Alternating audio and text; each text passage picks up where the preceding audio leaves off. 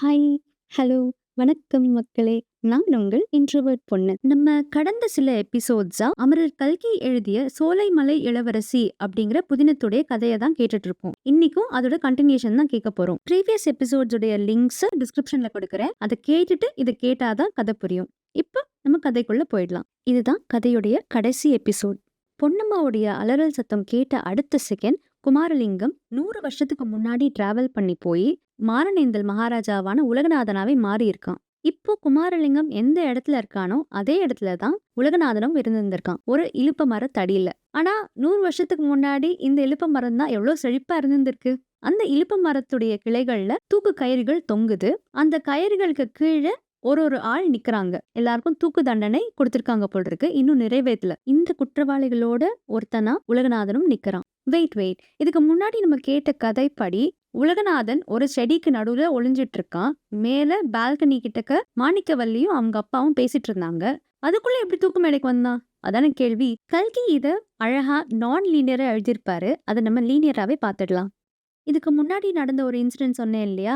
அந்த செடிக்கு நடுவுல உலகநாதன் நின்னு அப்பா மகளுக்கு நடுவுல நடந்த கான்வர்சேஷன் கேட்டான் அப்படிங்கறது சொன்னேன் இல்லையா? அன்றைய தினம் நல்ல வேளையா உலகநாதன் மாட்டிக்கல. அதனால அதே சின்ன நாச்சியார் அரண்மனையில தான் தங்கியிருக்கான். இன்னும் நைட் ஆனா வசந்த மண்டபத்துல மாணிக்கவல்லிய மீட் பண்ணுவான். இதே ரொட்டீனா இருந்தது.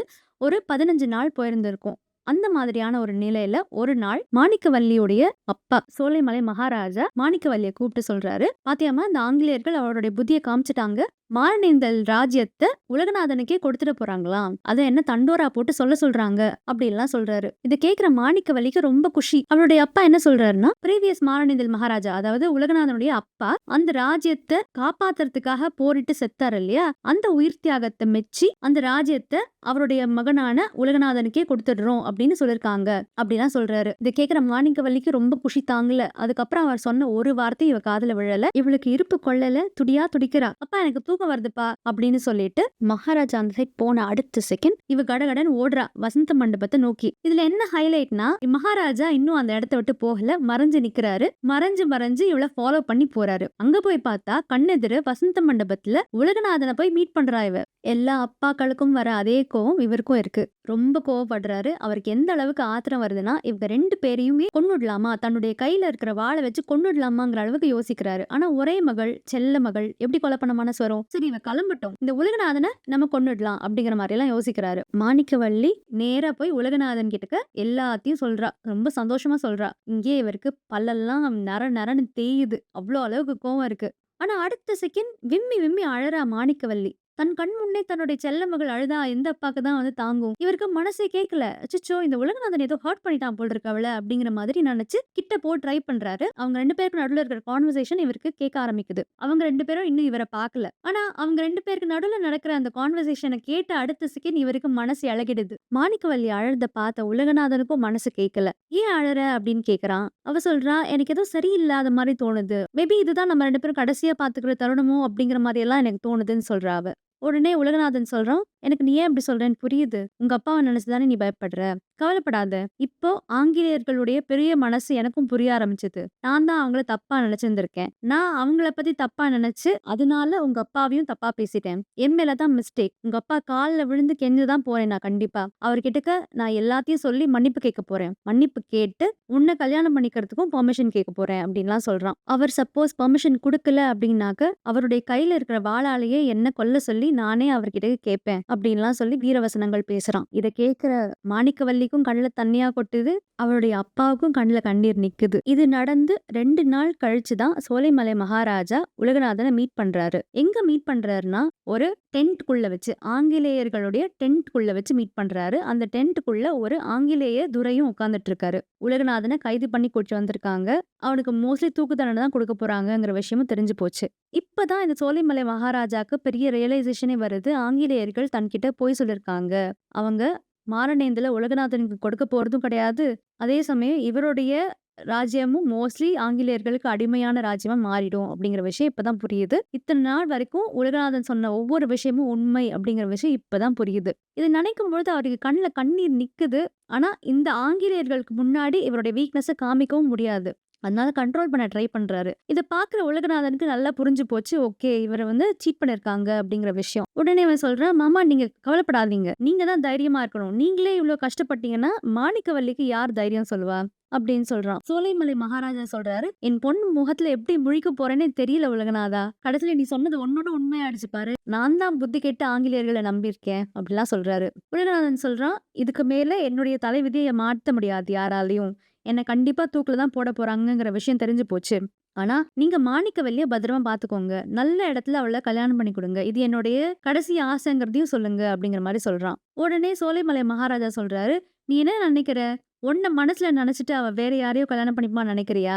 நான் என்னுடைய முடிஞ்ச அளவுக்கு இந்த ஆங்கிலேயர்கள் கிட்ட மன்றாடி பாக்குறேன். உன்ன விட சொல்லி. என்ன நடக்குதோ பாக்கலாம்." அப்படின்னு சொல்றாரு. உலகநாதனுக்கு தாம் பிழைப்போம் அப்படின்னு பெருசா நம்பிக்கைலாம் இல்ல. இவன சிறையில புடிச்சு போடுறாங்க. அடுத்த நாள் யாரோ சாப்பாடு கொண்டு வந்து தராங்க.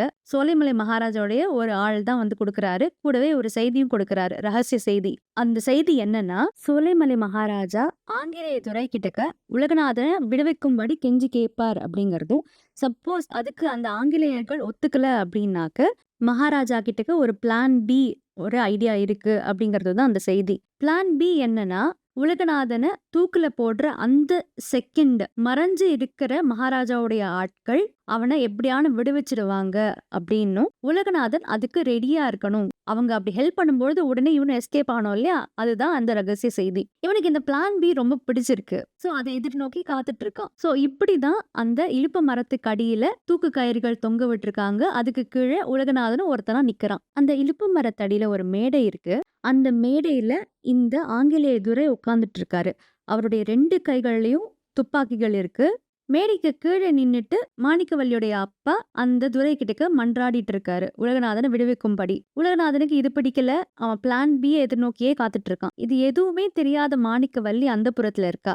எதேர்ச்சியா பால்கனி கிட்ட வந்து நிக்கிறா. பார்த்தா இலுப்ப மரத்துக்கு அடியில தொங்குற தூக்கு கயிறுக்கு கீழ உலகநாதன் நிக்கிறான். தூக்கு தண்டனை கைதியா. அதிர்ச்சியில இவள அறியாமயே ஒரு அலறல் சத்தம் அவ வாயிலேருந்து வருது. அந்த பால்கனிலேருந்து அப்படியே கீழ விழறா. இவ விழறத பார்த்த உலகநாதனுக்கு உலகமே நிக்கிற மாதிரி இருக்கு. இவன் ஓடுறான். மாணிக்கவல்லிக்கு என்ன ஆச்சோ, ஏது ஆச்சோன்னு சொல்லி. இது தெரியாத அந்த ஆங்கிலேய துரை, இவன் ஏதோ எஸ்கேப் ஆகுறான் அப்படின்னு நினைச்சு அவன் முதுகுலயே சுட்டுடுறாரு. இங்க 100 வருஷங்களுக்கு கழிச்சு அதே இடத்துல குமாரலிங்கம் இதெல்லாம் பத்தி யோசிச்சு பார்க்கும்பொழுது மயக்கம் போட்டு கீழ விழுந்துடுறான். குமாரலிங்கத்த தான் ஏற்கனவே கைது பண்ணிட்டாங்க இல்லையா? அதனால அவன ஜெயிலுக்கு கூட்டிட்டு போறாங்க. அங்க டாக்டர்ஸ் பார்க்குறாங்க. அவங்க என்ன சொல்றாங்கன்னா, இவனுடைய ஹார்ட் ரொம்ப வீக்கா இருக்கு அப்படிங்கிற மாரி சொல்லிடுறாங்க. இதனால இவனுக்கு ஒரு அட்வான்டேஜ் தான் இருக்கு. என்னன்னா, இந்த மாதிரி ஜெயில்ல போடுற பீப்பிள ரொம்ப சித்திரவதை பண்ணுவாங்க. குமாரலிங்கம் அந்த மாதிரியான ஹார்ஷ் பனிஷ்மெண்ட்ஸ்லேருந்து தப்பிக்கிறான். ஆனாலும் ஜெயில் வாழ்க்கை ரொம்ப கஷ்டமா தான் இருக்கு அவனுக்கு. என்னதான் இவனுக்கு டைரக்ட்டா டார்ச்சர்ஸ் நடக்கலனாலும், சக கைதிகளுக்கு நடக்கிற டார்ச்சர்ஸ பார்க்கும்பொழுது இவனுக்கு ரொம்ப கஷ்டமா இருக்கு. இன்னொரு சைடு 100 இயர்ஸ்க்கு முன்னாடி உலகநாதனுக்கும், மாணிக்கவல்லிக்கும் நடந்த இன்சிடென்ட்ஸ் எல்லாம் இவன் மனசுக்குள்ள ஓடிட்டே இருக்கு. திரும்ப திரும்ப நெனச்சு பார்த்துட்டே இருக்கான். இவன் ஜெயிலுக்கு வந்து கிட்டத்தட்ட 7, 8 மாசங்கள் ஆயாச்சு. அதாவது 1943 வந்தாச்சு. இவன் அத பத்தி திரும்ப திரும்ப யோசிச்சு யோசிச்சு, அவனுடைய ஆழ் மனசு என்ன நம்புதுன்னா, 100 இயர்ஸ்க்கு முன்னாடி இதெல்லாம் கண்டிப்பா நடந்திருக்கு. அது மட்டும் இல்லாம ஹிஸ்டரி ரிப்பீட்ஸ் இட்செல்ஃப். இவனுக்கு நடந்த இன்சிடென்ட்ஸும், உலகநாதனுக்கு நடந்த இன்சிடென்ட்ஸும் மோர் ஆர் லெஸ் சிமிலரா இருக்கு இல்லையா? அதனால உலகநாதனுக்கு நடந்த அதே மாதிரியான ஒரு எண்டிங் தான் இவனுக்கும் நடக்கும் அப்படின்ட்டு ரொம்ப ஆழமா நம்ப ஆரம்பிக்கிறான்.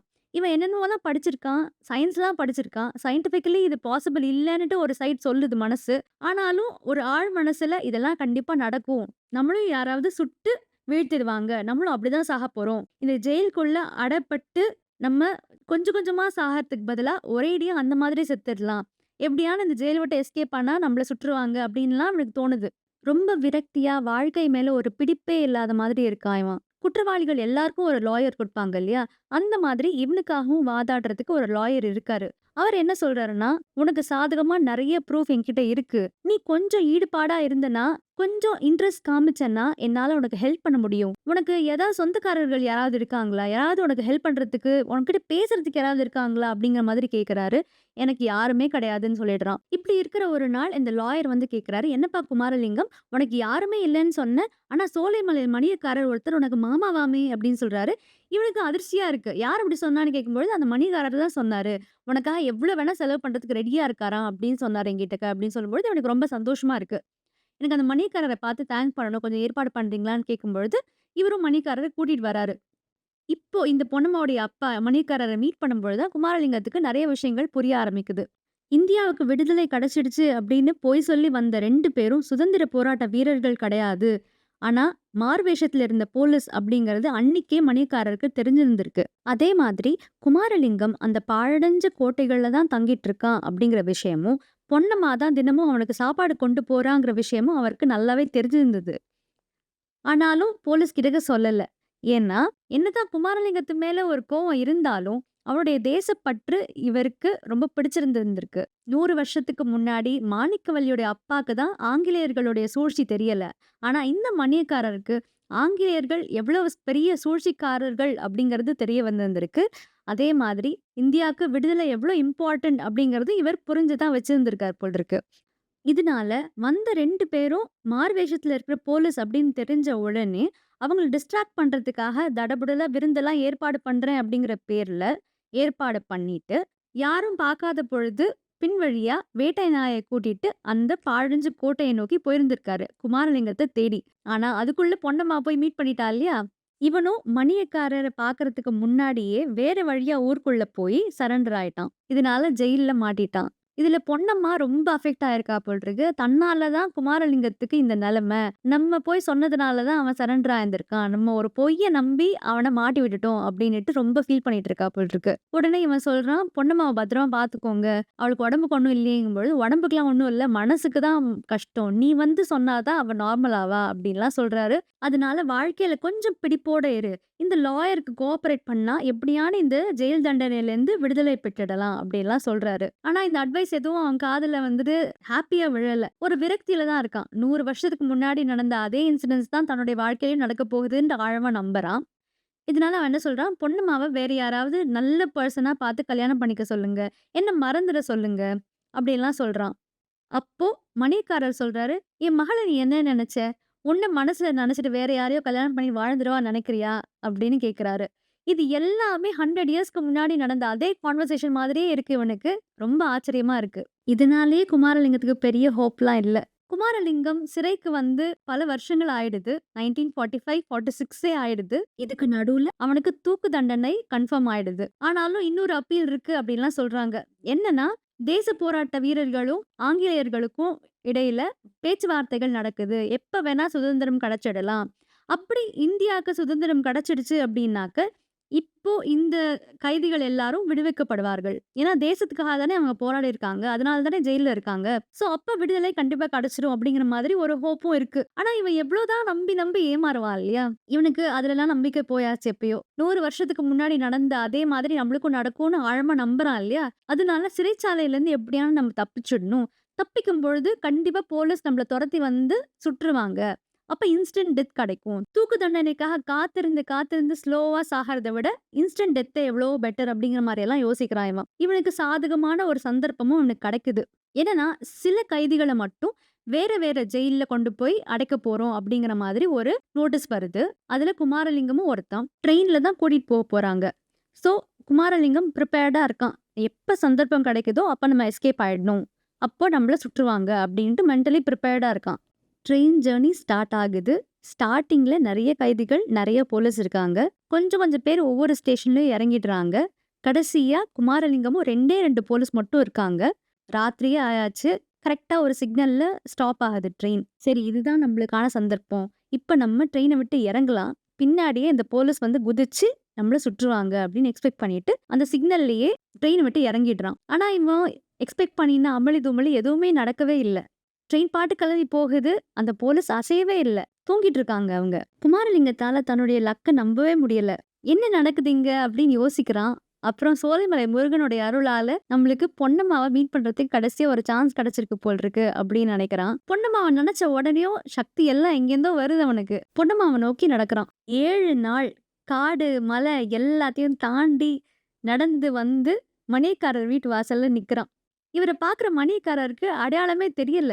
"யாருப்பா நீன்னு?" கேட்குறாரு. "ஐயா என்ன தெரியலையா?" அப்படின்னு கேட்குறான். அப்பதான் குமாரலிங்கம் அப்படின்னு இவரு ஐடென்டிஃபை பண்றாரு. விடுதலையான அடுத்த செகண்ட் நேரா இங்க கிளம்பி வந்துட்டியான்னு கேட்குறாரு மணியக்காரர். "ஐயா எனக்கு விடுதலை எல்லாம் ஆகல. என் பேர கத்தியும் சொல்லாதீங்க. போலீஸ் வந்து பிடிச்சிட்டு போயிட போறாங்கன்னு" பயப்படுறான். "என்னப்பா விடுதலைக்கு அப்புறம் நீ ஏதாவது மிஸ்டேக் பண்ணிட்டியா? வேற ஏதாவது தப்பு பண்ணிட்டியா?" அதனால ஜெயில்ல போட போறாங்களா? அப்படின்னு கேட்கிறாரு மணியக்காரர். ஐயா என்ன சொல்றீங்க? நான் இன்னும் தூக்கு தண்டனை கைதி தான். என்ன ஒரு ஜெயில்லேருந்து இன்னொரு ஜெயிலுக்கு மாத்தும்பொழுது, ட்ரெயின் வழியா வரும்பொழுது தப்பிச்சு வந்துட்டேன் அப்படின்னு சொல்றான். அட பைத்தியக்கார பயலே! விஷயம் தெரியாதா உனக்கு? ஆங்கிலேயர்களுக்கும், இந்திய போராட்ட வீரர்களுக்கும் நடுவுல ஒரு டிசிஷன் எடுத்திருக்காங்க. அதன்படி தேசத்துக்காக போராடி ஜெயில்ல இருக்கிற நெறைய பேர விடுதலை பண்ணியிருக்காங்க. அந்த லிஸ்ட்டும் வந்திருக்கு. அதுல உன்னுடைய கேஸும் இருக்கு. நீ எல்லாம் விடுதலை ஆயிட்ட அப்படின்னு சொல்றாரு. இது சம்பந்தமான நியூஸ் பேப்பர் ஆர்டிகல்ஸே இவனுக்கு எடுத்து காமிக்கிறாரு. இப்பதான் இவனுக்கு ஒரு பெரிய ரிலீஃபா இருக்கு. இந்த ரிலீஃப்லயே பொன்னம்மாவ பாக்குற ஆர்வம் இன்னும் ஜாஸ்தி ஆகுது. உடனே மணியக்காரர்கிட்ட கேக்குறான். ஐயா எனக்கு பொன்னம்மாவ பாக்கணும். எங்க இருக்கா? அப்படின்னு கேக்குறான். என்னப்பா அவசரம்? குளிச்சு, ஷேவ் பண்ணி சாப்பிட்டு போலாம் அப்படின்னு சொல்றாரு. அதே மாதிரியே கூட்டிட்டும் போறாரு. போற வழியில சொல்றாரு, பொன்னம்மா நீ கிளம்பினதுல இருந்து அந்த பாழடைஞ்ச கோட்டைகள்ல தான் வாழ்ந்துட்டு இருக்கா. அவகிட்ட பேசும்பொழுது கொஞ்சம் பார்த்து பேசுப்பா அப்படின்னு சொல்றாரு. குமாரலிங்கத்துக்கு இந்த வேர்ட்ஸ் உடைய ஆழம் அப்ப புரியல. பொன்னம்மாவ பார்க்கும்பொழுது தான் இதோடைய அர்த்தம் அவனுக்கு புரியும். 2 பேரும் போய் பொன்னம்மாவ பார்க்கறாங்க. பொன்னம்மா இவங்க வந்தத ரெஜிஸ்டரே பண்ணவே இல்ல. என்ன அடையாளம் தெரியலையா? அப்படின்னு கேட்கிறான் குமாரலிங்கம். ஐயா யார் நீங்கள்? அப்படின்னு கேட்கிறா பொன்னம்மா. நான் தான் குமாரலிங்கம் பொன்னம்மா. என்ன உனக்கு அடையாளம் தெரியல? அப்படின்னு கேட்கிறான். ஐயா எனக்கு குமாரலிங்கம்னு யாரையும் தெரியாது. நான் பொன்னம்மாவும் இல்ல அப்படின்னு சொல்றா. அப்ப யார் நீ? அப்படின்னு கேட்கிறான். என்ன தெரியல? நான் தான் சோலைமலை இளவரசி மாணிக்கவல்லி அப்படின்னு சொல்றா. இவனுக்கு நாடி நரம்பு எல்லாம் ஃப்ரீஸ் ஆகுது. கொஞ்சம் சுதாரிச்சு சொல்றா. மாணிக்கவல்லி நான் தான் உலகநாதன் அப்படின்னு சொல்றான். யாரு? நீ மாரணேந்தல் உலகநாதனா? மாரணேந்தல் மகாராஜா உலகநாதன் இப்படியா இருப்பாரு? அப்படின்னு கேட்டு கலகலன்னு சிரிக்கிறா அவ. குமாரலிங்கத்துக்கு மனசே உடைஞ்சு போகுது. குமாரலிங்கத்துக்கு மட்டும் இல்ல, ஆடியன்ஸான நம்மளுக்கும் தான் மனசு உடைஞ்சு போகுது. கல்கி என்ன எழுதி நிறைவு பண்றாருன்னா இந்த புத்தகத்த, தமிழ்நாட்டுல இருக்கிற முருகன் கோவில்கள்ல அடிக்கடி ஒரு வாலிப வயசு ஒரு சாமியார பார்க்க நேரிடலாம். கலை பொருந்திய முகமா இருக்கும் அவருக்கு. அவர சோலைமலை சாமியார்ன்னு சொல்லுவாங்க. சில பேர் பால சந்நியாசினும், பரம பக்த சிகாமணினும் கூப்பிடுவாங்க. இன்னும் ஆழமா விசாரிச்சு பார்த்தீங்கன்னா, அவருதான் ஒரு காலத்துல தேசத்தொண்டர் குமாரலிங்கமா இருந்தார் அப்படின்னும் சொல்லுவாங்க. அப்படின்னு சொல்லி முடிக்கிறாரு. குமாரலிங்கம் சாமியாராவே மாறிட்டானாமா. மனசு வலிக்குதுல. ஒரு கனத்த இதயத்தோட கல்கியின் சோலைமலை இளவரசி முற்றிற்று. சில பல எபிசோட்ஸ்களுக்கு முன்னாடி மேரி ஹிக்கின்ஸ் கிளார்க் எழுதிய த அனஸ்தேசியா சிண்ட்ரோம் அப்படிங்கிற ஒரு சிறுகதையை நம்ம கேட்டோம் இல்லையா? நான் அப்பவே சொல்லியிருந்திருப்பேன் அந்த கதைக்கும் சோலைமலை இளவரசி அப்படிங்கிற கதைக்கும் நிறைய சிமிலாரிட்டிஸ் இருக்குன்னுட்டு. நான் இந்த 2 புத்தகத்தையுமே ஒரு வருஷ கேப்ல படிச்சேன். ஃபர்ஸ்ட் படிச்சது சோலைமலை இளவரசி. அதுக்கு அடுத்த வருஷம் மேரி ஹிக்கின்ஸ் கிளார்க் எழுதிய த அனஸ்தேசியா சிண்ட்ரோம் அந்த புத்தகம். நான் அனஸ்தேசியா சிண்ட்ரோம் ஆரம்பிக்கும் பொழுதே எனக்கு ஒரு பளிச்சுன்னு பட்ட பாயிண்ட் 1942 அப்படிங்கிற அந்த விஷயம்தான். அனஸ்தேசியா சிண்ட்ரோம்ல ஹீரோயின் பிறந்த வருஷம் 1942. சோலைமலை இளவரசியில கதை களமே 1942ல தான் ஆரம்பிக்கும். அண்ட் 1942 அப்படிங்கிற அந்த வருஷம் ஹிஸ்டாரிக்கலி இந்தியாவுக்கும் சரி பிரிட்டனுக்கும் சரி ரொம்ப இம்பார்ட்டண்ட்டான ஒரு பீரியட்னே சொல்லலாம். அதனுடைய கிளிம்சஸ் 2 கதைகள்லையுமே நம்ம அங்கங்க பார்த்துருந்துருப்போம். உங்களுக்கு ஹிஸ்ட்ரியில இன்ட்ரெஸ்ட் இருந்தால் கண்டிப்பாக ப்ரௌஸ் பண்ணி பாருங்க. அண்ட் ஆப்வியஸ் சிமிலாரிட்டி நம்மளுக்கே தெரியும். 2 கதைகள்லையுமே டியூவல் டைம்லைன் வருது. அதாவது 2 டிஃப்ரெண்ட் காலகட்டத்துல நடக்கிற விஷயங்களை நம்ம புக்ல பார்ப்போம். பாஸ்ட் பிரசன்ட்னு மாறி மாறி நான் லீனியரா கொண்டு போற மாதிரியான ஒரு கதைக்களம். இத ட்ரோப் அப்படின்னு சொல்லுவாங்க. ட்ரோப்னா தீம்னு சொல்லலாம். ஒரு கதை என்ன மாதிரியான கதை அப்படிங்கறத குறிக்கிறது ஜான்ரான்னு சொல்லுவோம் இல்லையா? இப்போ த அனஸ்தேசியா சிண்ட்ரோம் அப்படிங்கிறது ஒரு மிஸ்ட்ரி இல்ல த்ரில்லர்னு சொல்லலாம். அதுலயே ஸ்பெசிஃபிக்கா சைக்கலாஜிக்கல் த்ரில்லர் அப்படிங்கிற மாதிரி சொல்லலாம். அண்ட் சோலைமலை இளவரசிங்கிறது ஒரு ஹிஸ்டாரிக் ஃபிக்ஷன்னு சொல்லலாம். 2த்துலயுமே இந்த பாஸ்ட் பிரசன்ட்னு வர்றது டியூவல் டைம் லைன் ட்ரோப் அப்படின்னு சொல்லலாம். இன்னொரு ட்ரோப் இது 2த்துக்கும் காமனான விஷயம் என்னன்னா எக்கோஸ் ஆஃப் த பாஸ்ட் அப்படின்னு சொல்லலாம். ஆன்செஸ்ட்ரல் மெமரிஸ் இல்ல எக்கோஸ் ஆஃப் த பாஸ்ட் எப்படி வேணா சொல்லலாம். எக்கோஸ் ஆஃப் த பாஸ்ட்னா பழைய காலகட்டத்துல நடந்த ஏதோ ஒரு இன்சிடென்ட் இல்ல ஒரு சீரீஸ் ஆஃப் இன்சிடென்ட்ஸ் இல்ல ஏதாவது similar kind of characters, situations, emotions எப்படி வேணா இருக்கலாம். அது இந்த காலகட்டத்திலயும் நடக்கிற மாதிரி அதனால இன்ஃப்ளூயன்ஸ் ஆகிற மாதிரி விஷயங்கள் இதெல்லாம் எக்கோஸ் ஆஃப் த பாஸ்ட்னு சொல்லுவாங்க. Ancestral memories, reincarnation, past life இப்படிலாம் சொல்லுவோம் இல்லையா? அதாவது பூர்வ ஜென்மத்து பந்தம் இல்ல மறுபிறவி இதெல்லாம் இன்னொரு ட்ரோப். நம்ம பார்த்த 2 கதைகள்லையுமே இந்த echoes of the past, ancestral memories இது எல்லாமே ஒரு காமனான ஒரு தீமா இருக்கும். இதை தாண்டி 2மே ஃபிக்ஷன் தான், புனைவு. ஹிஸ்டாரிக்கலி எப்பயோ ஒரு இன்சிடென்ட் நடந்திருந்திருக்கும். அதுக்குள்ள இமேஜினரி கேரக்டர்ஸை கொண்டு வந்து அத ஒரு ஃபிக்ஷனா குடுக்கறது வந்து கல்கியோடைய ஒரு ஸ்பெஷாலிட்டி இல்லையா? பொன்னியின் செல்வன், சிவகாமியின் சபதம் எல்லாமே அதே மாதிரி தான். இந்த சோலைமலை இளவரசியும் அதே மாதிரி தான். 1945, 46ல நிஜமாவே நெறைய பிரிசனர்ஸ அவங்க ரிலீஸ் பண்ணியிருந்திருக்காங்க இந்தியால. அதே மாதிரி 1600ஸ்ல நிஜமாவே ஒரு சிவில் வார் நடந்திருந்திருக்கும். அதுதான் அந்த அனஸ்டேசியா சிண்ட்ரோம் கதையில இன்க்ளூட் பண்ணியிருந்திருப்பாங்க. ஸோ இது எல்லாமே ஒரு அழகான சிமிலாரிட்டீஸ். எல்லாத்தையும் விட 2மே ட்ராஜடி எண்டிங். அதுதான் எனக்கு வந்து மனசே கேட்கவே கேட்காத ஒரு சிமிலாரிட்டி. ஸ்டார்ட்டிங்ல குமாரலிங்கத்துக்கு தான் இந்த கனவுகள் எல்லாம் வர ஆரம்பிக்கும். எண்டிங்ல பாதிக்கப்பட்டது என்னவோ பொன்னம்மா தான். அதே மாதிரி அனஸ்தேசியா சிண்ட்ரோம்லயும் ஜூடித் சேஸ்க்கு தான் இந்த ரிக்ரெஷன் எல்லாம் நடக்கும். கடைசியா பாதிக்கப்பட்டது என்னவோ ஸ்டீஃபன் ஹாலட் தான் இல்லையா? அதோட சேர்த்து நெறைய மக்களும் ஆஃப் கோர்ஸ். இன்னும் நெறைய பேசிட்டே போகலாம் இந்த 2 புத்தகங்கள பத்தி. உங்களுக்கு இந்த 2 கதைகளும் பிடிச்சிருந்தா லைக் பண்ணுங்க, சப்ஸ்கிரைப் பண்ணுங்க. இதுக்கு அடுத்து வேற என்ன கதைகள் வேணும் அப்படிங்கிறதையும் கமெண்ட்ல மென்ஷன் பண்ணுங்க. நன்றி, வணக்கம்.